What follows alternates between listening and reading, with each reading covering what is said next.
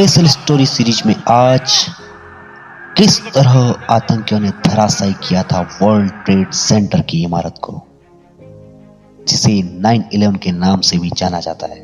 इससे पहले इतना बड़ा आतंकी हमला कभी नहीं हुआ था। इस आतंकी हमले ने अमेरिका के सीने पे इतने जख्म दिए जिसे अमेरिका चाहकर भी नहीं भूल सकता। ये पहला ऐसा आतंकी हमला था जिसे टीवी पर लाइव दिखाया गया। अभिवादन स्वीकार कीजिए अमृत का टेली न्यूज चैनल से। 11 सितंबर 2001। इस सुबह की शुरुआत भी एक आम सुबह की तरह हुई थी, लेकिन 10 बजते बजते यह सुबह आतंकवाद के सबसे बड़े खूनी खेल में तब्दील हो गई। इतिहास के पन्नों में इस सुबह को काले अक्षरों में लिख दिया गया। जी हाँ, वर्ल्ड ट्रेड सेंटर पर आतंकवादी हमला हो गया था।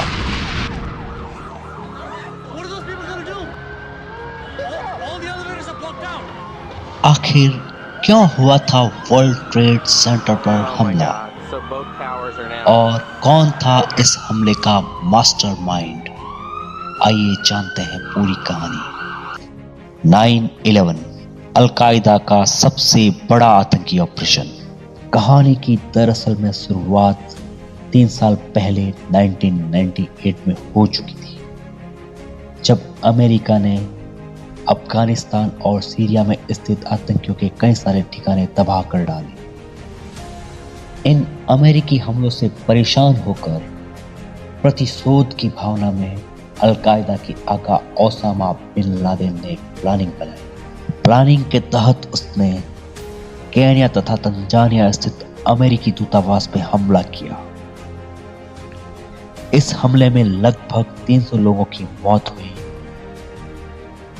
देखने में यह हमला छोटा जरूर था, लेकिन ओसामा बिन लादेन की हिम्मत को बढ़ा देने वाला था। इन 300 लोगों की मौत को वो बहुत बड़ी कामयाबी मानने लगा था और उसको पहली बार ऐसा लगा था कि अमेरिका को डराने के लिए क्यों न कुछ बड़ा किया जाए, जिससे अमेरिका को चोट पहुंचाई जा सके। 1998 लादेन अपने दो खास लोगों से मिलता है, मोहम्मद आतिफ और खालिद शेख मोहम्मद।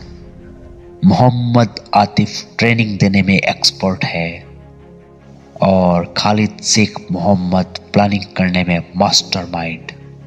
इस मीटिंग में यह तय होता है कि अमेरिकी सरजमीन पर अमेरिकी प्लेन्स को हाईजैक करके उनको बम बनाकर हमला किया जाएगा और टारगेट होते हैं world trade centre. Second target defence ministry of Pentagon और third target Washington DC, White House, no flying zone. तो लादेन खालिद शेख मोहम्मद को फंडिंग का काम देता है और मोहम्मद आतिफ को टीम बना के उसको ट्रेनिंग देने का काम देता है। मीटिंग खत्म होने के थोड़े समय बाद आतिफ 19 लोगों की एक टीम बनाता है, जिसमें 4 आतंकवादी सऊदी के और 15 आतंकवादी पाकिस्तान से भर्ती किए जाते हैं और अब उनको कराची लाया जाता है, जहां उनकी ट्रेनिंग होनी है। पाकिस्तान के कराची शहर में इन 19 लोगों की ट्रेनिंग लगभग 2 साल तक चलती है। 2 साल की कठिन ट्रेनिंग के बाद अब वक्त आता है कि उनको अमेरिका भेजा जाए, इसलिए उनके जाली दस्तावेज तैयार किए जाते हैं। सन 2000 महीना अगस्त 6 आतंकवादी जाली दस्तावेज से अमेरिका पहुंच जाते हैं। वहां जाके वो फ्लाइंग क्लब ज्वाइन कर लेते हैं। मोहम्मद आतिफ, जो कि ट्रेनर है इन सब आतंकवादियों का, वो इन 19 आतंकवादियों को 4 टीम में बांटता है। प्रत्येक टीम में 5, 5, 5 और लास्ट टीम में 4 आतंकवादी रखे जाते हैं।